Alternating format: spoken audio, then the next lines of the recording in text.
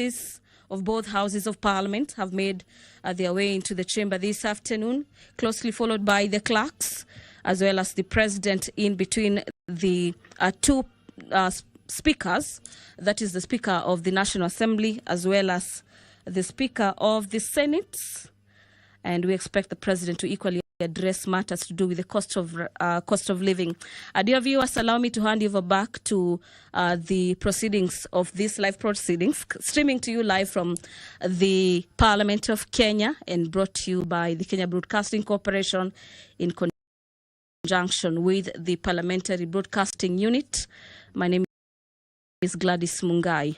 Have yourself a great afternoon.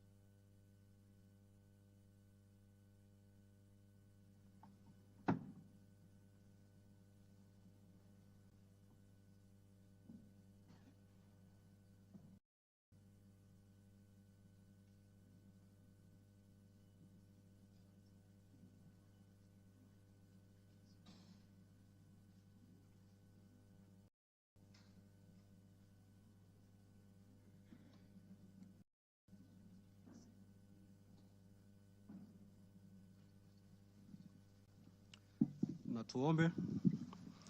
Ewe Mwenyezi Mungu, twakusihi ututazame kwa neema nyingi na baraka, sisi watumishi wako ambao umeridhika kutuita kwa nyadhifa za uongozi katika jamhuri hii yetu.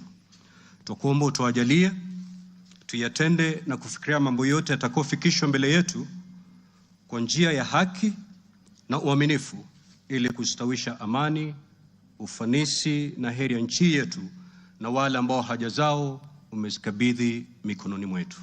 Amen. Tuketi.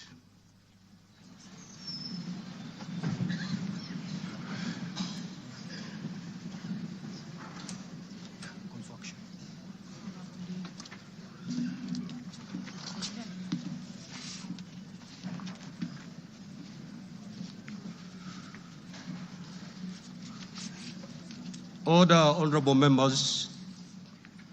Let us all be seated. Thank you.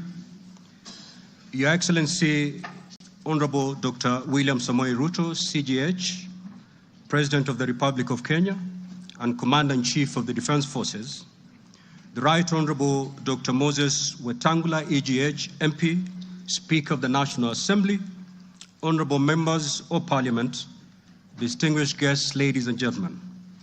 Article 132, Sub-Article 1B of our Constitution provides that the President shall address a special sitting of Parliament once every year and may address Parliament at any other time.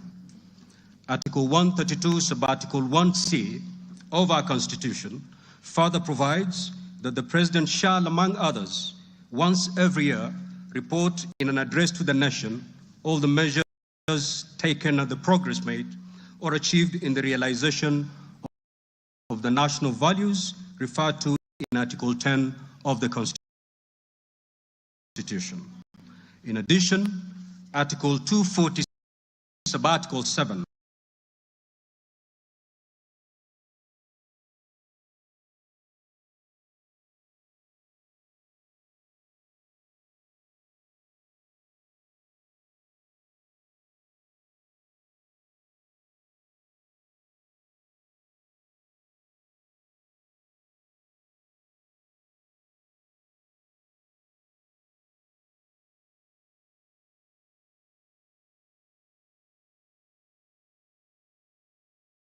Article 7 of the Constitution requires the President in his capacity as the chairperson of the National Security Council to report to Parliament annually on the state of security in Kenya. In this regard, the Chief of Staff and Head of Public Service via the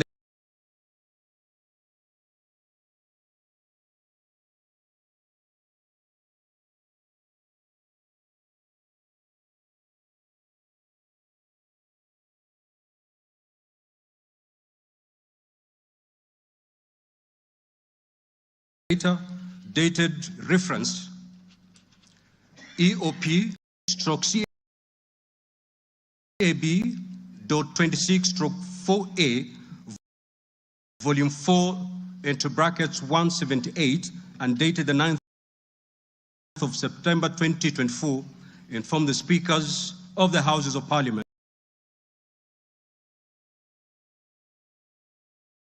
of the intention of His Excellency the President to address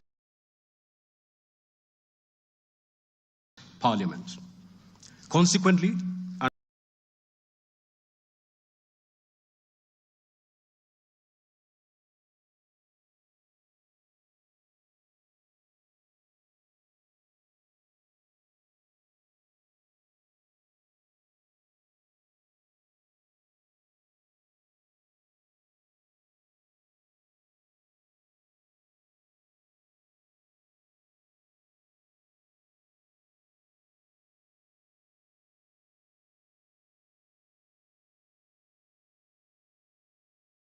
consultation, the address to Parliament by His Excellency the President was scheduled for today, Thursday, the 21st of November 2024. Pursuant to Standing Order 25, 2 of the Senate Standing Orders, I notify senators of the place, date, and time of today's special sitting via Gazette Notice number 148/29, which was published in the Kenya Gazette on Friday, the 15th of November 2024. Further, together with the Right Honourable Speaker of the National Assembly, I notified all members of Parliament and the general public of today's special sitting via notices placed in 3 local newspapers yesterday, Wednesday, the 20th of November 2024. Accordingly, honourable members, this special sitting is properly convened. I thank you.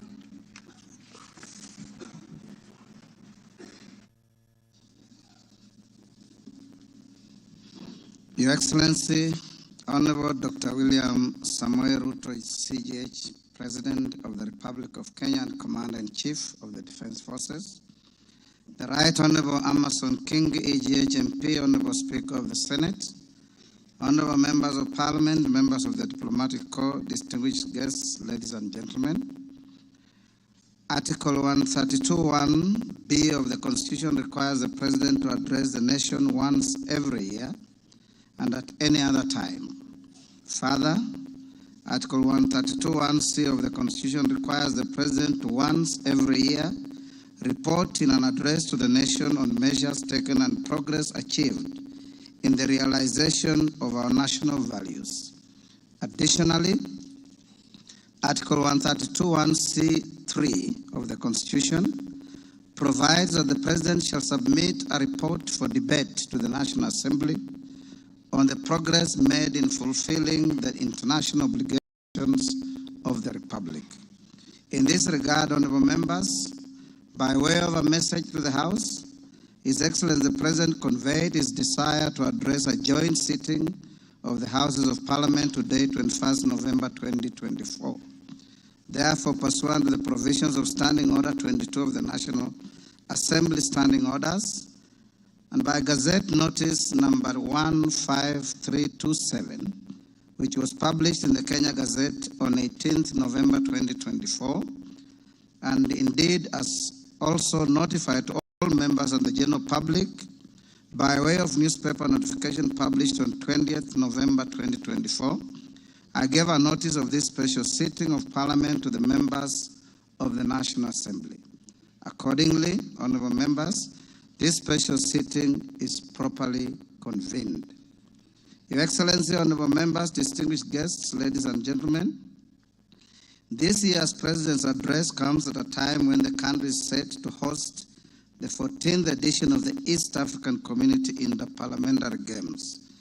The Interparliamentary Games shall bring together participants from the member states of the East African Community and the East African Legislative Assembly, and are part of the deepening, widening, and tightening of the integration process. The Games are scheduled to commence next month on 7th December 2024 in Mombasa County, and all is set in readiness for these Games. Moving on, Your Excellency, it's in the custom of Parliament to recognize invited guests seated in our galleries. I therefore wish to recognize the following guests who are seated in the Speaker's row. Her Excellency Mama Rachel RUTO, First Lady of the Republic of Kenya, and other members of the First Family. His Excellency Honorable Professor Kithure Kindiki, the Deputy President of the Republic of Kenya and the spouse of the Deputy President, Her Excellency Dr. Joyce Kithure. Honorable Musalia Mudavadi EGH, the Prime Cabinet Secretary and Cabinet Secretary, Minister of Foreign Affairs and Diaspora Affairs. Your Excellency, honorable members, also present in the Speaker's row this afternoon are the Honorable Lady Justice Philomena Mbete Mwilu, MGH, Deputy Chief Justice and Vice President of the Supreme Court. She's accompanied by Honorable Justice Mohammed K. Ibrahim and Justice William Ouko, judges of the Supreme Court of Kenya. Also accompanying the Deputy Chief Justice are Honorable Justice Oscar Angote, presiding judge of the Environment and Land Court, Honorable Justice Lady Justice Jemima Wanza Kelly, judge of the Employment and Labor Relations Court. We are also honored to have in our midst the immediate former speakers of the Houses of Parliament, the Honorable Justin Bedan Njoka Muturi, EGH, the Cabinet Secretary for Public Service and Human Capital Development, the Honorable Kenneth Marende, EGH, the Honorable Kenneth Makelo Lusaka, EGH, the current Governor of Bungoma County, Honorable Ekwe Ethro, and additionally, we also are pleased to be hosting a delegation visiting our Parliament from the Republic of the Gambia. Your Excellency, allow me to also recognize the chairperson of the Council of Governors, who is also the Governor of Wajir County, the Honorable Ahmed Abdullahi, and the Honorable Johnson Sakaja, Governor of the City of Nairobi County. May I also accord special recognition to all Cabinet Secretaries present and particularly acknowledge 4 of them who are former ranking members of the Houses of Parliament, namely Aden Duale, EGH, former leader of the majority party in the National Assembly, Honorable Onesimus Murkomen, EGH, former Senate Majority Leader, Honorable John Badi ECH, Honorable Opio Wandai EGH,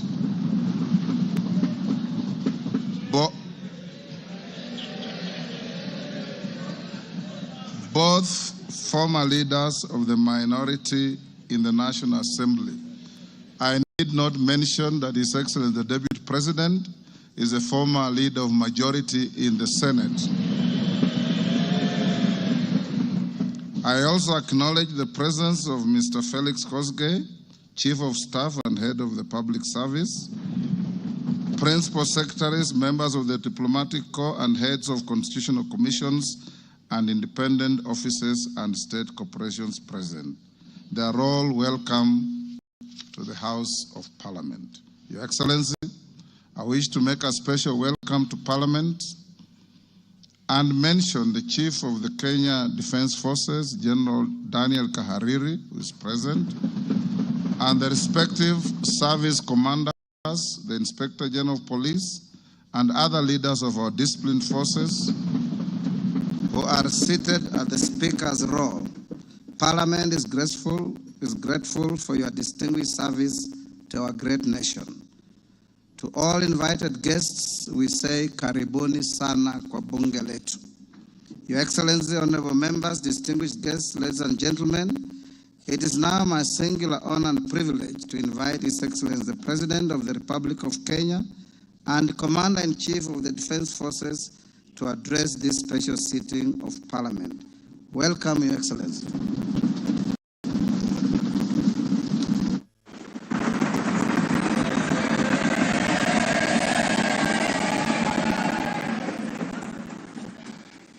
Thank you very much, Mr. Speaker. The Honorable Speakers of Parliament,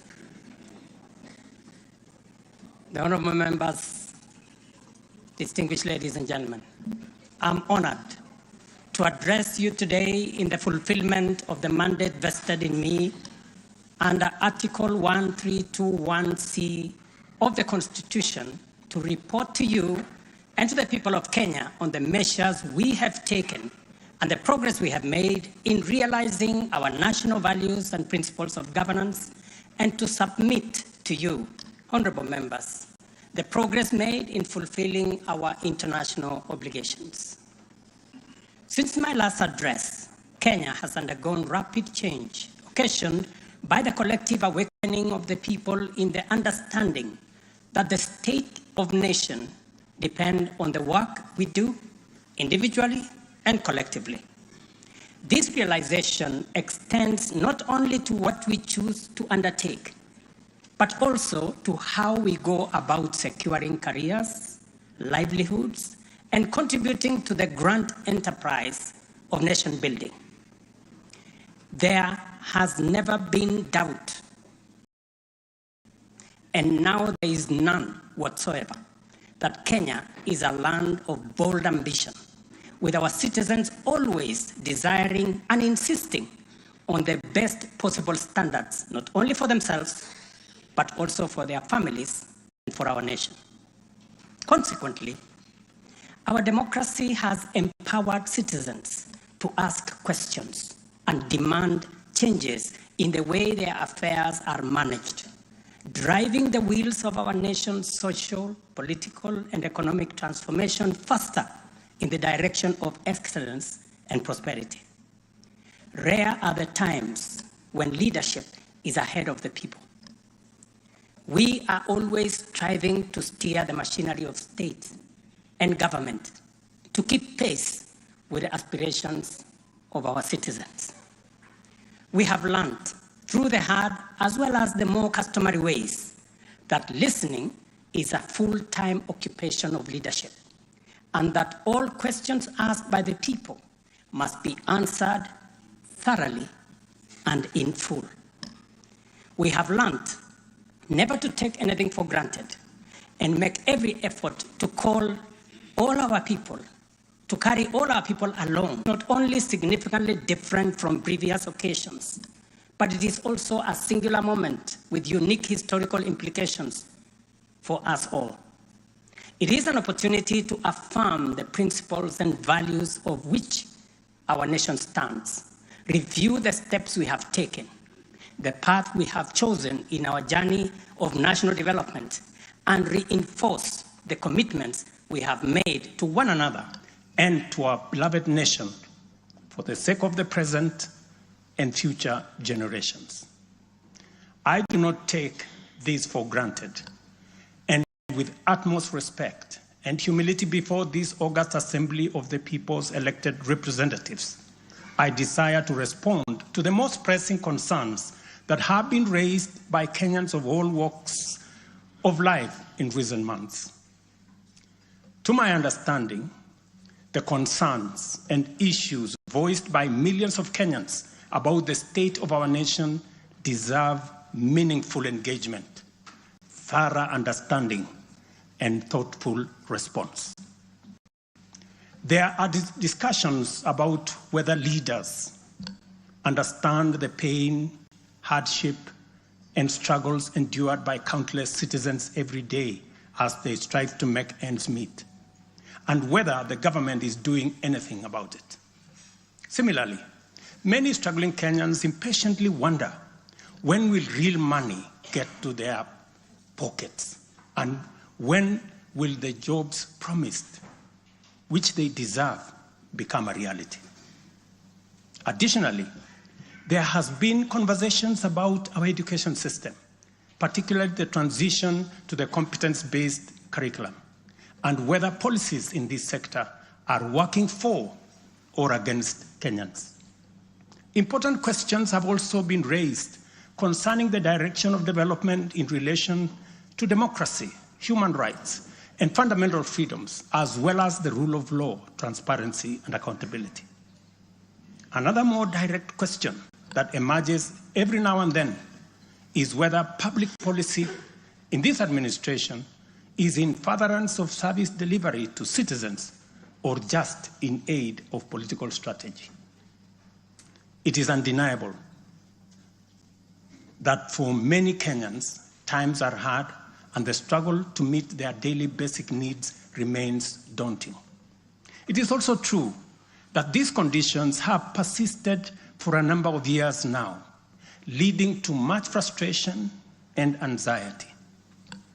Although we have gone a long way to mitigate some of these difficulties, much remains to be done, though we have laid a firm foundation for decisive intervention. I believe that it is critical for us to bear in mind that this administration was inaugurated at an extremely difficult time, characterized by domestic challenges, compounded by regional and global security, geopolitical, financial, as well as climate dynamics. As a result, in 2022, the country's total debt burden was not immense, immense, but it was also stacked up in the most burdensome manner, leaving very little room for investments in public service or development of critical infrastructure. The prices of basic food commodities soared as a result of a combination of prolonged drought, declining local productivity due to inadequate support, and disruptions in the global supply chain caused by the war in Europe. Kenya faced a crossroads of extremely difficult choices, where defaulting on our obligations would have significantly worsened an already perilous situation, and more borrowing was not an option. It was therefore essential for us to drastically reduce expenditure, mobilize as much as possible resources domestically, and curtail waste. As I informed the nation then, matters were going to get more difficult before they could get better. And we all had to tighten our belts and work hard under very unforgiving conditions. We had staked the fate of our ambitious bottom-up economic transformation agenda on easing the stress that the economy was in and the strain citizens underwent, while creating room for the implementation of our transformative interventions. members, I give this background to underscore two very important facts. First, we haven't been watching helplessly and doing nothing as adversity took a toll on the economy and undermined the livelihoods and well-being of the people. On the contrary, we have been working tirelessly to steer the country away from the brink of unprecedented economic collapse and onto a more promising trajectory. The second point is that while we may not be where we would like to be, we are certainly not where we were 2.25 years ago. At the same time, the cost of living was substantially high, with prices of basic commodities beyond the reach of many households. Today, I'm proud to report that the macroeconomic indicators point to a positive turnaround and an upward trajectory. Allow me to highlight a few milestones that underscore this progress. The shilling has stabilized significantly, appreciating from Kenya shillings 162 to the dollar in February 2024 to Kenya shillings 129 today, a remarkable gain of 20%. This recovery has restored confidence in our financial markets and significantly reduced the cost of servicing external debt, creating fiscal space for our development imperatives. Inflation has declined dramatically from 9.6% in September 2022 to 2.7% in October this year, the lowest rate in 17 years. This achievement has been the consequence of favorable weather and our deliberate efforts to support farmers with affordable inputs, including subsidized fertilizer, leading not only to increased production, but also productivity, and lowering the prices of many cereals, including maize, pulses, such as beans and peas.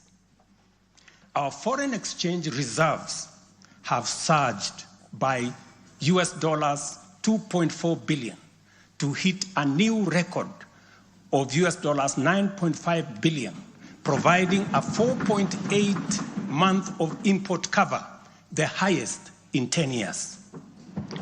This resilience yields us or shields us from external shocks in the global economy and restores investor confidence. Ladies and gentlemen, interest rates are also trending downwards, reducing borrowing costs and freeing up fiscal space for growth-enhancing initiatives by business. Tax revenues have grown by 11.5% in the year to June 2024, reflecting the success of our tax-based expansion measures. The economy continues to grow steadily, recording a 5.6% growth rate in 2023, among the highest globally. We project 5% growth this year and 5.6% growth next year. Honorable members, our efforts to secure food security and stability are already bearing fruit. Since February, we have distributed subsidized fertilizer to 6.45 million registered farmers in 45 counties, enabling them to increase their yields. And this year, we have procured and through e-vouchers distributed 7 million bags of both planting and top dressing fertilizer to boost food production across the country. This intervention will see a projected increase in maize production, for example, to a record 74 million 90 kilogram bags. We have also concluded long-term agreements with 11 suppliers of assorted fertilizers so as to make this commodity available all year round. Fertilizer for the long rains season will be stocked in outlets nationwide, ensuring our farmers are ready to plant, grow, and produce. This forward momentum will not only increase our agricultural output, but also reduce our reliance on costly food imports, securing a more self-reliant and a more prosperous Kenya. This approach, rooted in my administration's policy to support production rather than subsidize consumption, has already made food more accessible, more affordable to many households. Today, Kenya boasts substantial national stocks. 47 million bags of 90-kilogram bags of maize are in our stores. 8.8 million bags of beans, 10.4 million bags of wheat, and 2.1 million bags of rice. Slowly but surely, we are building a food-secure Kenya, where families need not to worry or worry less about their next meal. In the sugar sector, we have achieved a historic milestone. All 17 sugar factories across Kenya are now operational, producing at impressive levels, while 4 new sugar factories are under construction. In July alone, domestic sugar production reached 84,000 metric tons, surpassing the national monthly consumption average of 40,000 metric tons. For the first time in recent history, Kenya is producing enough sugar to meet our local demand. This success is attributed to many factors: subsidized fertilizer for sugarcane farmers, an additional 500,000 acres that has been brought under production, and improved management of the sugar sector, which have revitalized production and brought the industry back to life. I just signed, as you know, the new sugar laws to provide further policy guidance as we seek to be a sugar exporting country shortly. In the coffee sector, we are on track to increase exports from 51,000 metric tons this year to 150,000 metric tons by 2027. The government has also raised disbursements from the Cherry Advance Fund from 2.7 billion to 6 billion Kenya shillings, complemented by an additional disbursement of 1.5 billion by the Commodities Fund. Average prices at the Nairobi Coffee Exchange have risen by 25%. And in the last financial year, the country produced and exported 48,000 metric tons, earning farmers Kenya shillings 25 billion. Additionally, 320,000 bags of fertilizer have been allocated specifically for the coffee sector, and we will be working with cooperatives to make sure this fertilizer is distributed at the nearest possible destination to the farmers. These interventions are expected to boost smallholder farmer earnings from Kenya shillings 300,000 to 500,000 per acre annually by the year 2027. The dairy sector remains a vital value chain with a quick turnaround impact on households in the economy. The government of Kenya has released and you members approved 3 billion shillings to modernize the new KCC, ensure farmers are paid on time, and maintain a high price of Kenya shillings 50 per litre. As a result, intake to KCC has increased from 100,000 litres a day to 220,000 litres a day by last month. Other strategic interventions include the extension of duty-free imports for feed manufacturing raw materials, subsidized artificial insemination services, and the reduction of sexed semen costs from 7,000 to 2,900 through the Kenya Animal Genetic Resource Center. These measures have led to a 14% increase in milk production from 4.6 billion litres in 2022 to 5.2 billion litres in 2023, with projections exceeding 6 billion litres this year. The value of exported dairy products has nearly doubled, rising from Kenya shillings 4.8 billion in 2022 to Kenya shillings 7.2 billion in 2023. These gains demonstrate how targeted policies can deliver tangible benefits to dairy farmers and drive growth in our economy.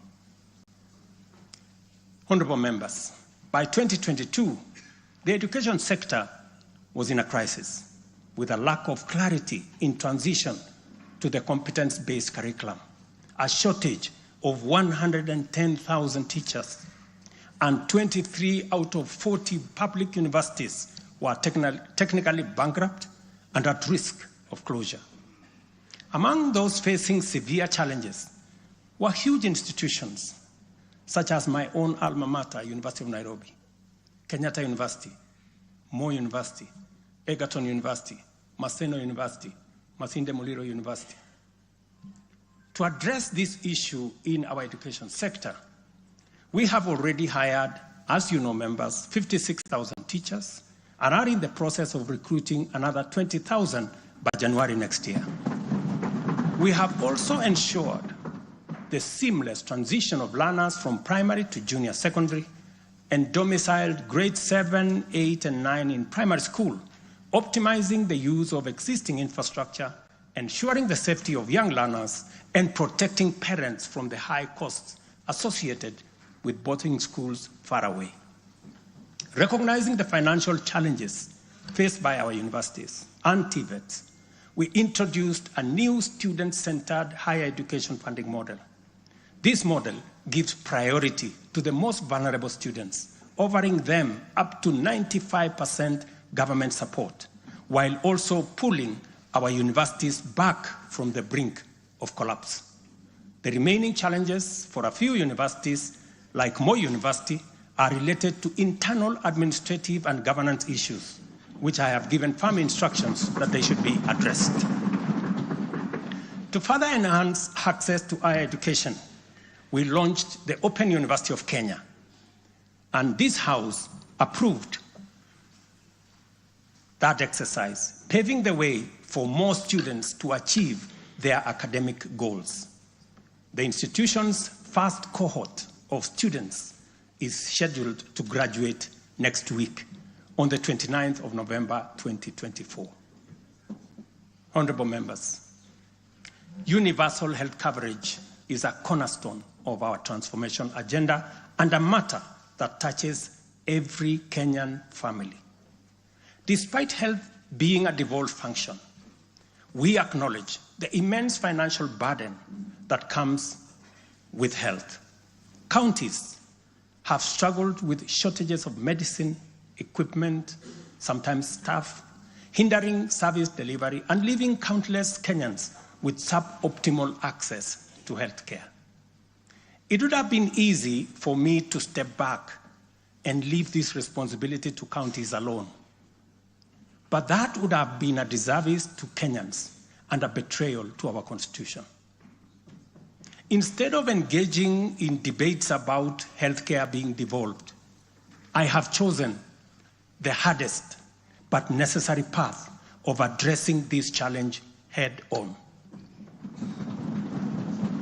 Health delivery is not just about fulfilling a constitutional mandate by whatever level of government. It is about ensuring that healthcare is not a privilege for the few who can afford and a pipe dream for the many who cannot. For years, NHIF was saddled with debts and inefficiencies, and healthcare was being severely and negatively impacted. For far too long, too many households have lived on the edge, just one illness away from financial catastrophe. Our healthcare system has historically neglected the poor and vulnerable, leaving them without any option, while private sector medical covers remained out of reach for the majority. This is precisely what we will correct through the provision of universal health coverage. This agenda is not just about a promise. It is about a bold commitment to deliver health through transformative financing reforms, making healthcare accessible and affordable, digitizing our healthcare services to enhance efficiency, eliminate fraud, and stop corruption, and to empower a skilled and motivated health workforce. To honor our commitment on the universal health coverage, I signed into law 4 groundbreaking legislation on the 19th of October, passed by this August House. The Social Health Insurance Act replaced the outdated National Hospital Insurance Fund and established the Social Health Authority, which oversees 3 essential funds. This modern framework ensures that every Kenyan, especially the most vulnerable, can access quality healthcare services when they need it most. The shift from the National Health Insurance Fund model to Taifa Care is fundamental and radical in both scale and character. NHIF, if I give you a bit of example, NHIF served a few salaried Kenyans and those who could afford to pay. But Taifa Care covers every Kenyan, regardless of employment or financial status. Secondly, despite serving a limited class of citizens, NHIF nevertheless accumulated billions of shillings of debt because of misalignment between contributions and the actual cost of healthcare. Taifa Care has undertaken an accurate costing of all healthcare-related goods and services in order to provide timely, effective, and efficient service to every Kenyan that is affordable. Additionally, the NHIF had a waiting period lasting between registration and eligibility for service. I think it was like about 3 months. Under Taifa Care, citizens are eligible for all services upon registration. The most important step in securing dependable health care for themselves and their families. Register. Register now or at the earliest possible opportunity. Honorable members, for the first time in our nation's history, free primary health care is increasingly becoming available at dispensaries, health centers, and hospitals. Ambulance and emergency services are also slowly but surely being made available at no fee. Under Taifa Care, we have introduced a comprehensive benefits package that brings specialized care, such as cardiothoracic surgery, within reach for many Kenyans without the burden of financial strain. Through the Digital Health Act, we are revolutionizing healthcare delivery. Every step of the process, from registration, eligibility checks, to claims, is now digitized. By eliminating unnecessary human interaction, we are tackling corruption, reducing inefficiencies, and ensuring that resources are used where they are needed most. As a result, the good news, SHA will pay all October claims in full by next week. And it will continue like that going into the future.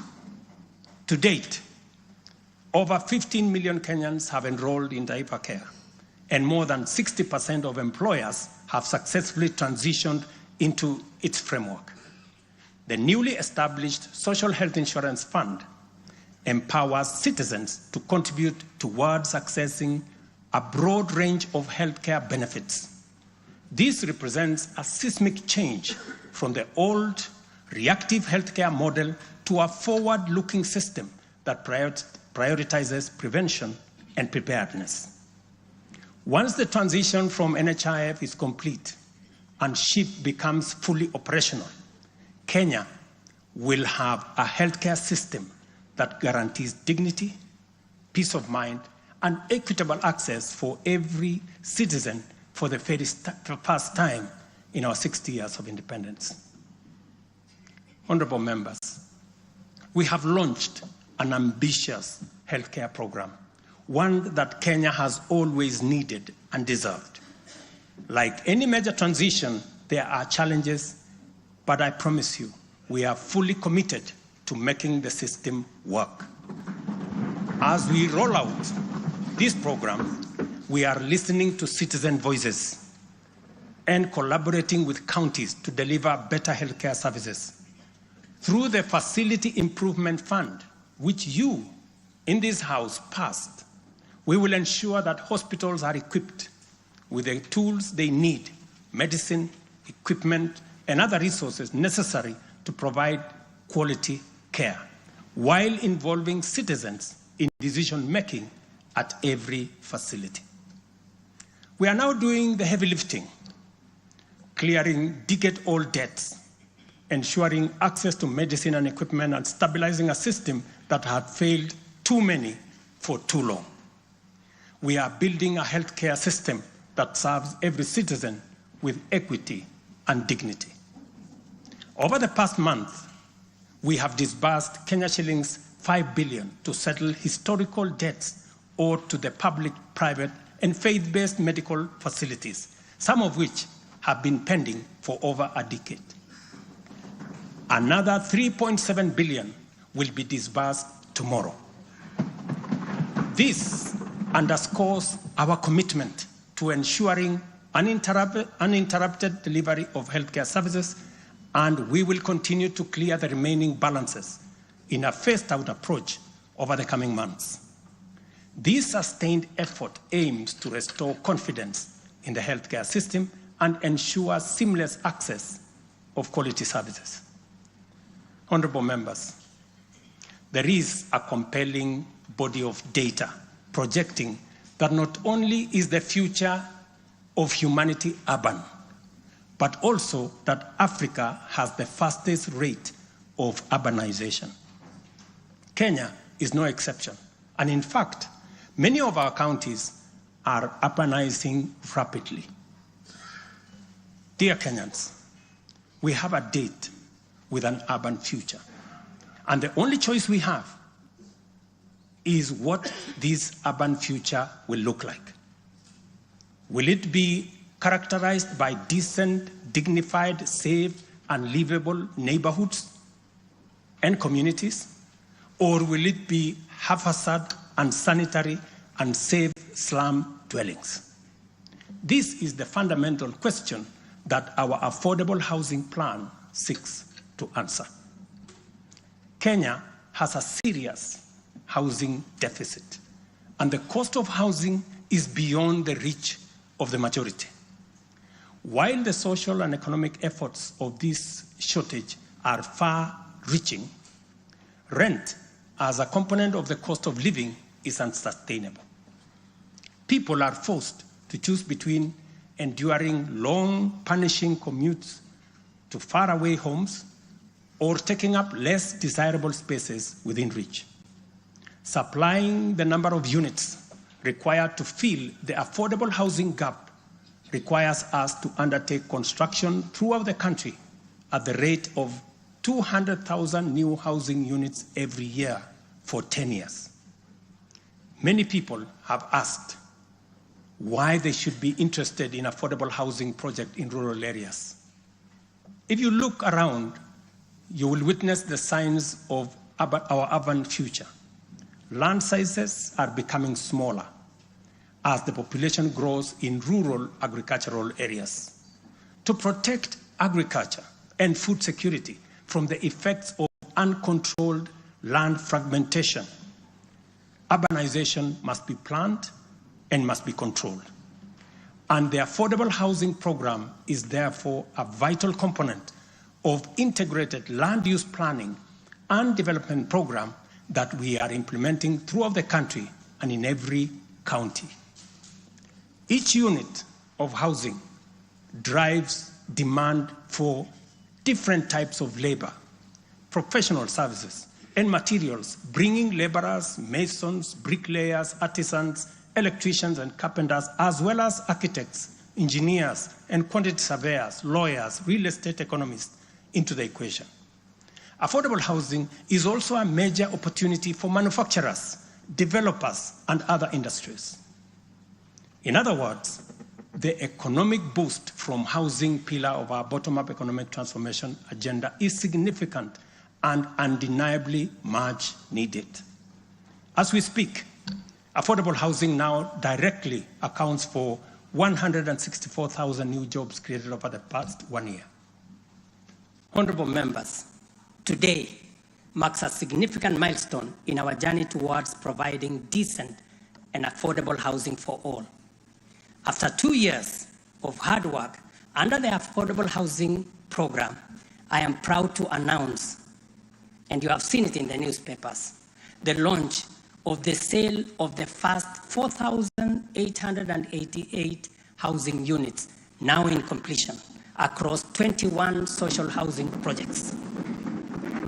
These units, comprising studios, 1-bedroom, 2-bedroom, and 3-bedroom homes, are tailored to meet the needs of our people, offering 1,041 social housing units, 2,133 affordable housing units, and 1,714 affordable middle-class housing units in 24 counties.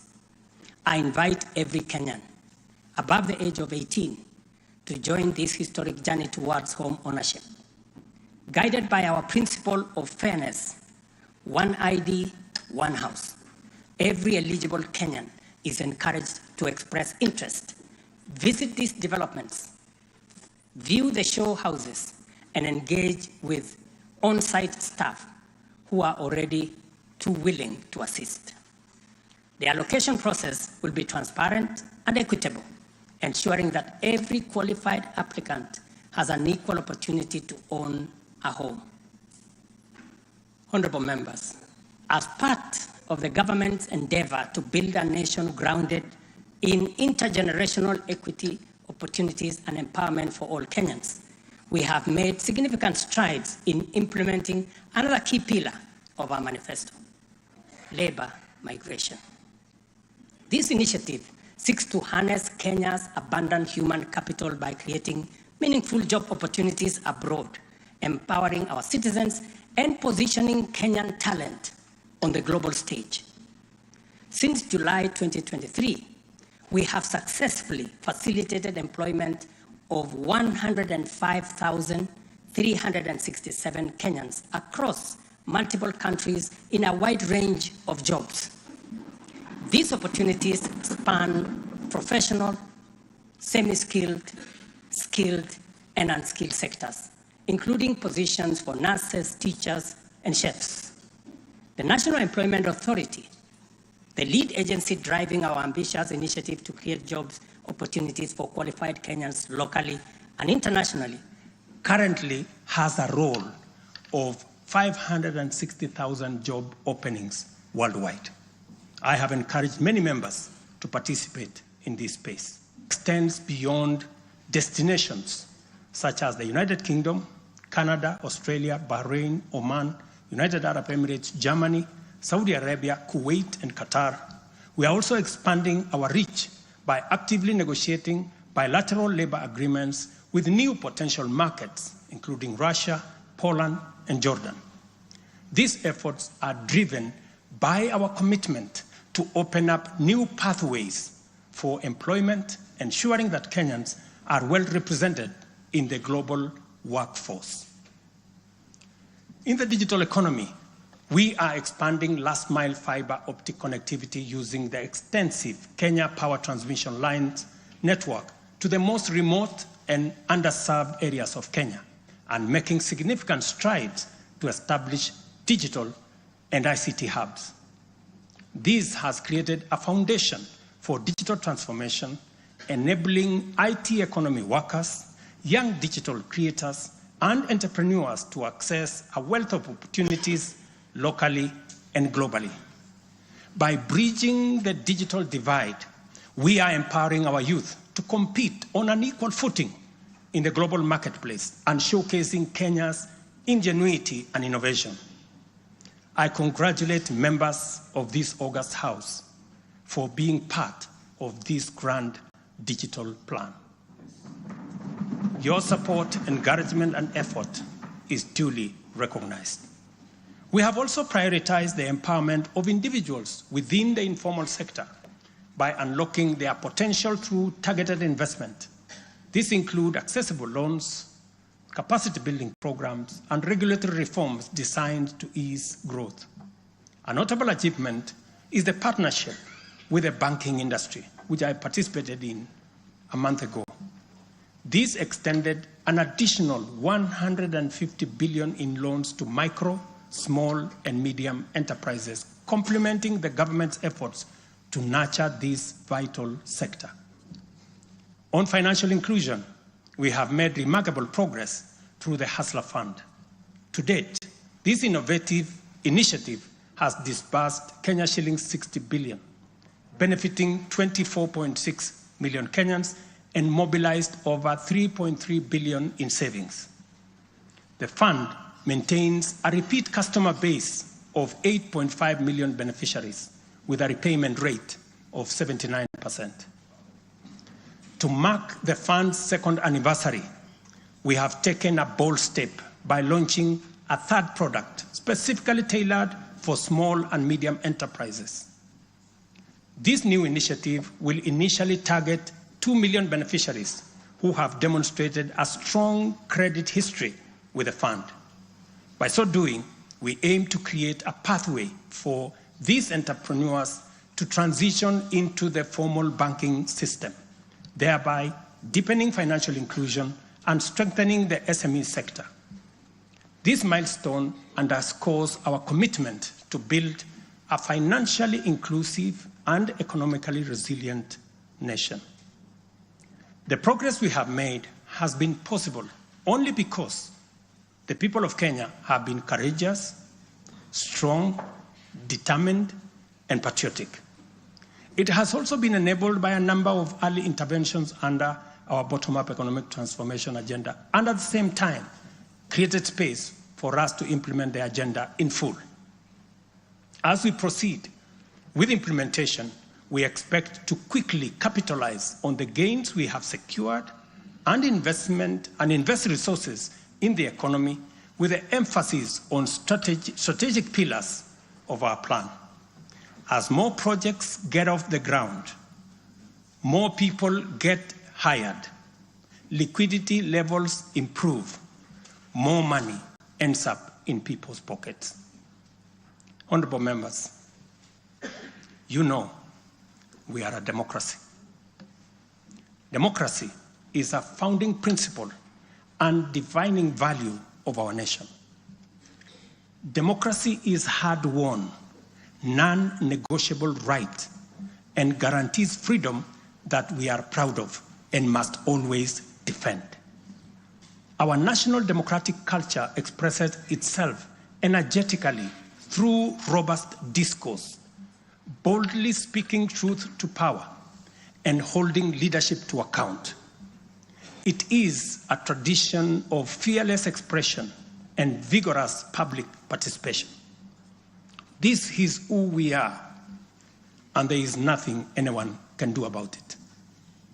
We understand, therefore, that protests are always legitimate and permitted by the Constitution. Protests are conducted by citizens who are peaceful and unarmed.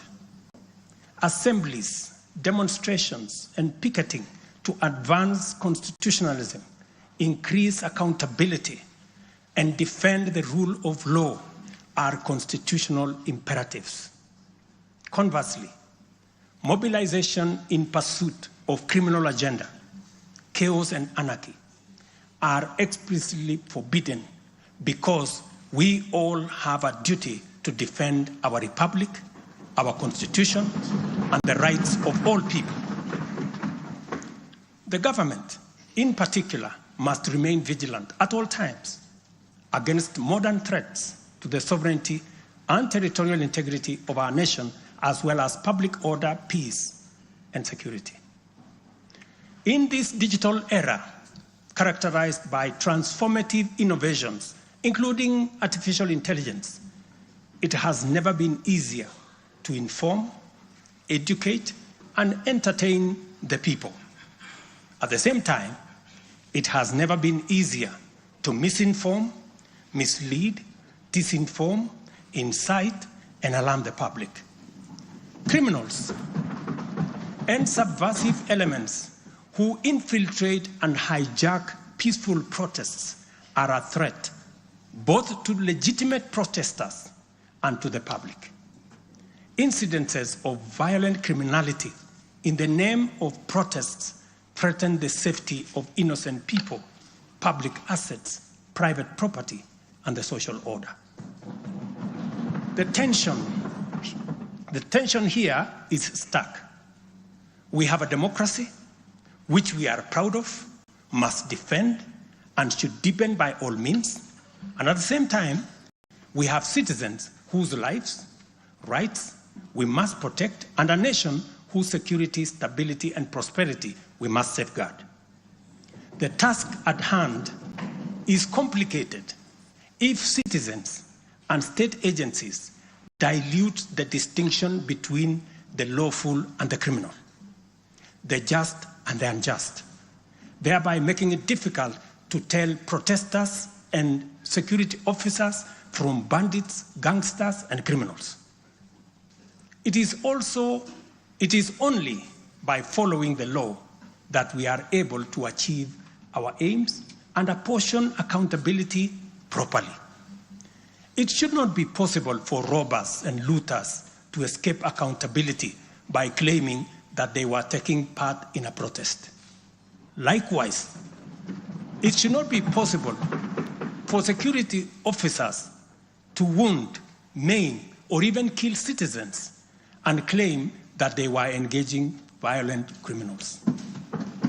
We all have a duty to make the necessary distinction and to do so clearly to protect democratic expression and guarantee public safety and security. I must now confront an issue of widespread concern regarding the relationship between citizens and the security services in the context of immense threat and intense political dynamism. Numerous allegations have been made concerning disappearance of people during protests. A number of these cases have been resolved, while others have been uncovered as fake news, undermining efforts to find genuine cases of missing persons. A good number of alleged disappearances have also turned out to be arrests made by police officers. In such cases, the suspects have been duly arraigned in court. I must, however, make it very clear that there is no attempt to justify or excuse illegal arrests. Such would be a serious threat to the life and liberty of citizens. I condemn any excessive or extrajudicial action which puts the life and liberty of any person at risk, including disappearances and threats to life. I urge all Kenyans with information about such cases to forward the information to the Directorate of Criminal Investigation and to IPOA, where they suspect members of the police service to be implicated. I am aware, for example, that many of the cases that have been raised are being handled by the Independent Police Oversight Authority, an important step in accountability and justice. Many citizens, as well as various organizations representing and championing women's rights and welfare, have expressed concern about gender-based violence and the increasing cases of killings of female victims by male criminals motivated by primitive expressions of gender-based brutality and impunity. Left unaddressed, these incidents will cause the women of our nation to feel increasingly unsafe, even in their own homes. This is both tragic and unacceptable. It also complicates, in disturbing ways, the struggle by Kenyan women for inclusion, for equality, for dignity, social justice, their rights, their protection, a section of our society that has been marginalized for a long time. I am aware that most of these cases of murder of women by men have been investigated and prosecuted. It is my hope that in due course, those found culpable will face the full force of the law. Members, it is time for each of us, political leaders, public officers, religious leaders, traditional institutions, and family members, to do our part in raising boys into morally upright men who will never need to affirm their masculinity at the expense of women. But instead, contribute to making our society just, safe, equal, and inclusive. I appreciate women leaders who have taken time to engage me and propose solutions to address this issue. I have held discussions with other leaders in government, and I have tasked the Deputy President to reach out and facilitate collaborative, broad-based, and multi-sectoral deliberations and recommend effective and radically transformative and affirmative action within the next 6 months.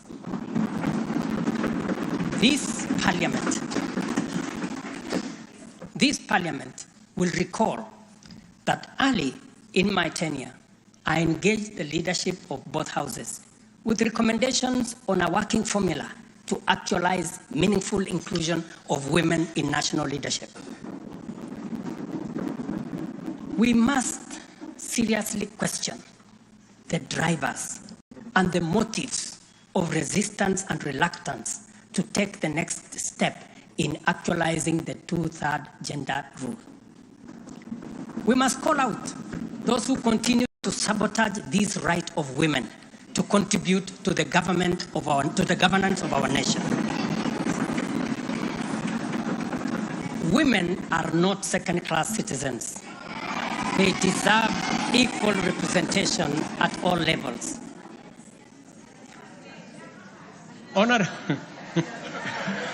Honorable members,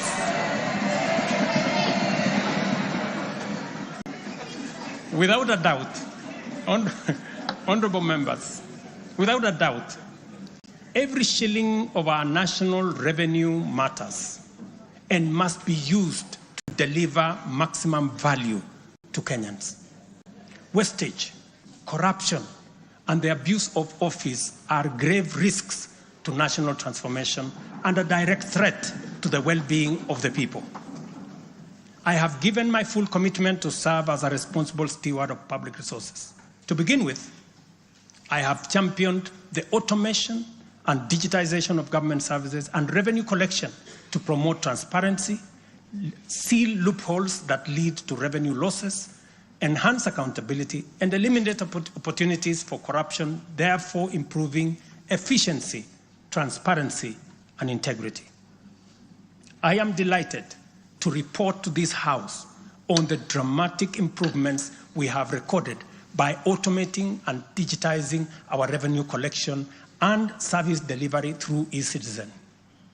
We have so far digitized 20,855 government services, up from 350 in 2022, representing an increase of almost 6,000%, while we have significantly improved revenue collection. Take the case of Kenya Wildlife Service, whose total revenue for the year ending June 30th, 2023 was 5.3 billion. But after implementing a digital revenue collection system, the revenue grew to 7.6 billion in the year ending June 30th this year, representing a 43% increase. This initiative alone has firmly put KWS on the path to self-sufficiency, freeing the corporation from reliance on exchequer support. I commend the teams at KWS, as well as all other government institutions that have leveraged technology and the digitization process to improve revenue collection.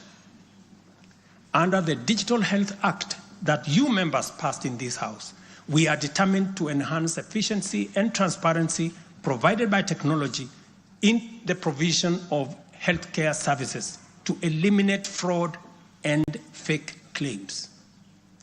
Tax revenue mobilization by the Kenya Revenue Authority, starting with its customs revenue system, is equally being worked on to ensure that revenue leaks are eliminated.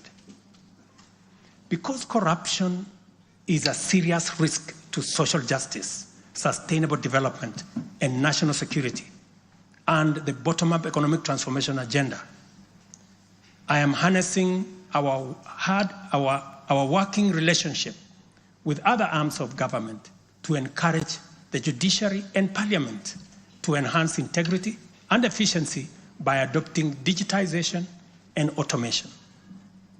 As I do so, I must caution that all these measures will only achieve intended results if, and only if, the institutions charged with combating corruption and promoting efficiency and integrity stop hiding behind the transparent screen of independence and rise up to meet the people's expectation on matters integrity.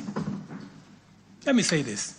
It cannot be the case that the Director of Public Prosecutions keeps dropping cases because somehow they are unable to produce witnesses. It cannot also be the case that corruption suspects rush to court to obtain anticipatory bail that shields them from due process and enables them to compromise investigations. There is also no reason for corruption cases to drag in our courts for years when the same courts are able to determine election petitions and related disputes within 6 months. Members, it is also unacceptable for the Houses of Parliament to deny the nation a much-needed instrument in the war against corruption by continuing to sabotage the passage of the Conflict of Interest Bill.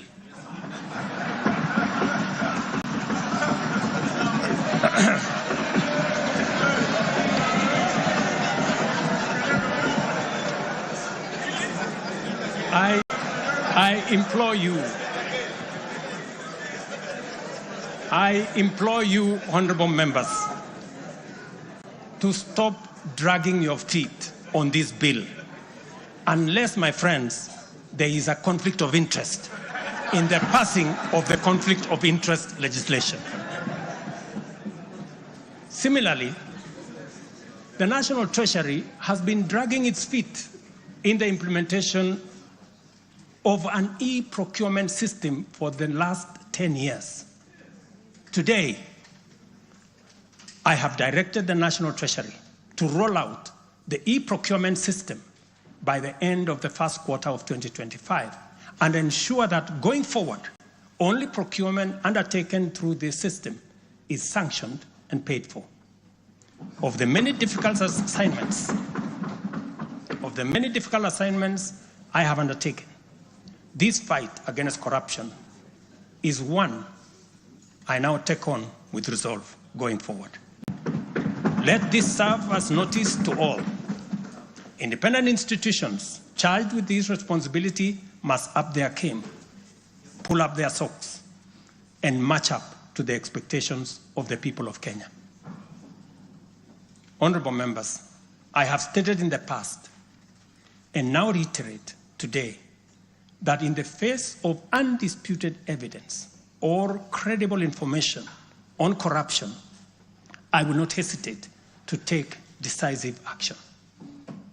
Accordingly, I now direct, in furtherance of the principles enshrined in Article 10 of the Constitution on transparency and accountability, and based on new information provided by investigative agencies and partner nations, that the procuring agencies within the Ministry of Transport and the Ministry of Energy and Petroleum immediately cancel the ongoing procurement process for the JKIA expansion public-private partnership transaction,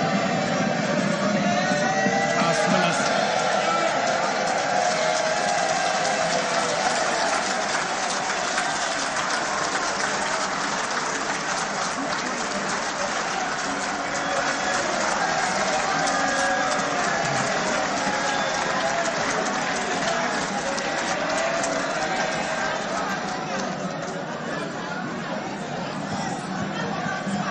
let me repeat this for clarity. I have said that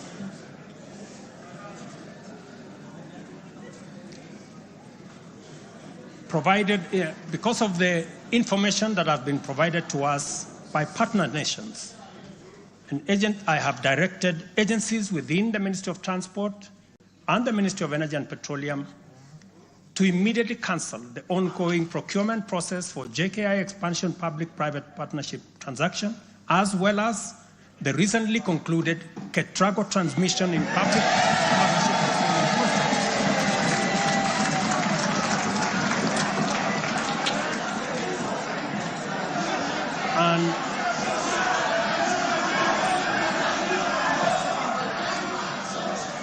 and immediately commence the process of onboarding alternative partners, because these are important projects. Honorable members, the work of taking our nation forward is our collective responsibility as citizens. For this reason, we value the contribution of all, whether they come in the form of support or encouragement, suggestion or proposal, criticism or protest. I believe that the most powerful component of leadership is listening and learning. Therefore, I engage with you and listen to all citizens, their elected leaders, public officers, administrators, teachers, and other professionals, learners and the youth, farmers, fisherfolk, pastoralists, traders, craftsmen, artisans, nurses, doctors, community health promoters, and workers across all types of sectors in every sector. I listen too to religious leaders, the civil society, industrialists, entrepreneurs, and professionals. Their contributions and everyone else's have my full attention and commitment to respond through positive, affirmative action that takes the national transformation endeavor forward. I commit to continue listening and acting, to engage, debate, deliberate with you, and to take your input into consideration in serving our nation. By design, the bottom-up economic transformation agenda is defined by its capacity to elicit feedback in the course of implementation and incorporate the same in making improvements and further progress. With every input from stakeholders, our ability to drive progress increases. By listening to you and to every Kenyan, I am able to serve this nation better. As we take part in this necessary discourse, I want to make one thing very clear. I'm fully invested in the success of the strategies, policies, programs, and projects under our plan. For this reason, I am committed to do all it takes and work with every willing Kenyan until we succeed, because failure is not an option. Given the challenges our nation has faced, it has become clear, honorable members, that overcoming these obstacles requires the collective energy, the collective wisdom, ideas, and goodwill of Kenyans of all political, cultural persuasions, religious beliefs, and walks of life.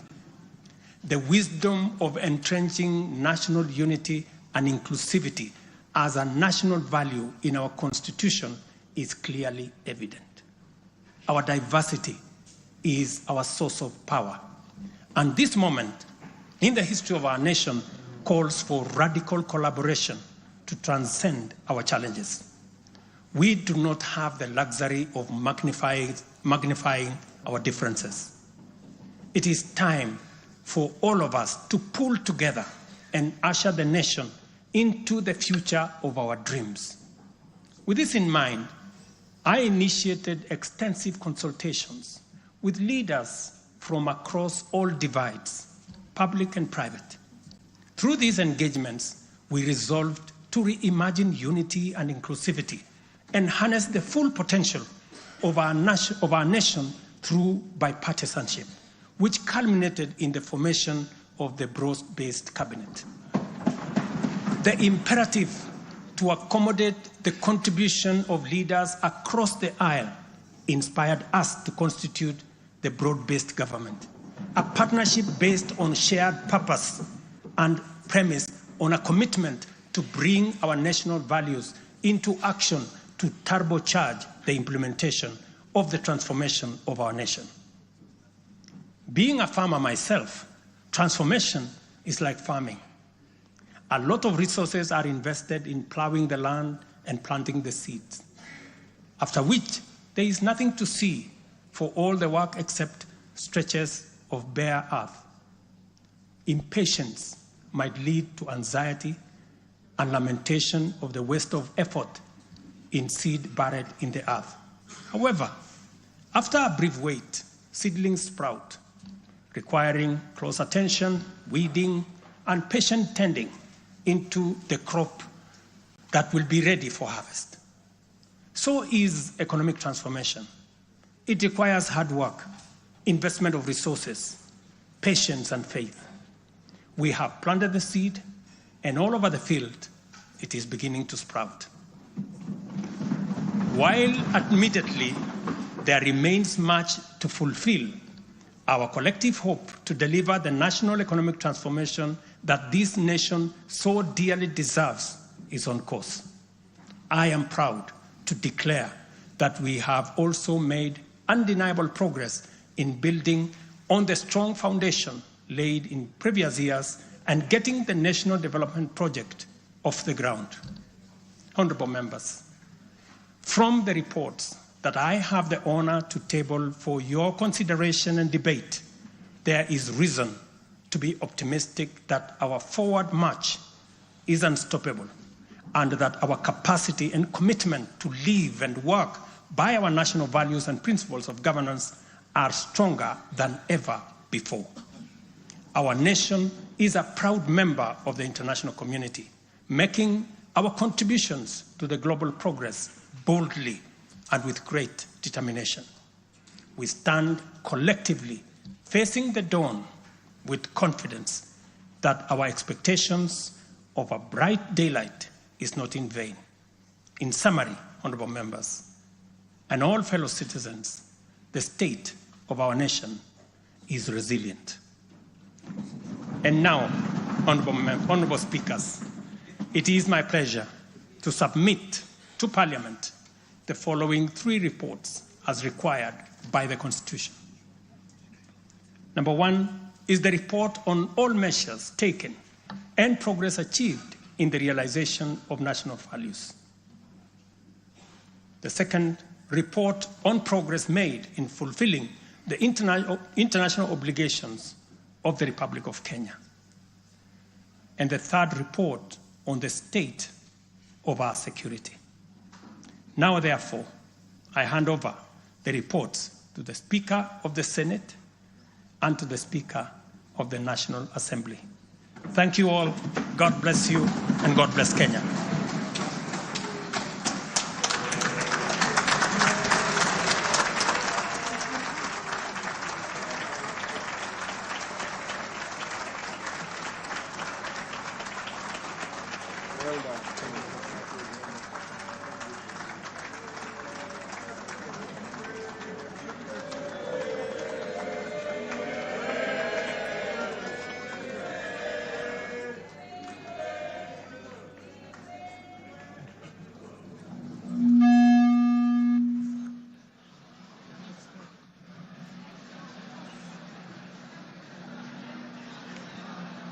Order, honorable members, Your Excellency the President, the Right Honorable Speaker of the National Assembly, honorable members, distinguished guests, please be upstanding.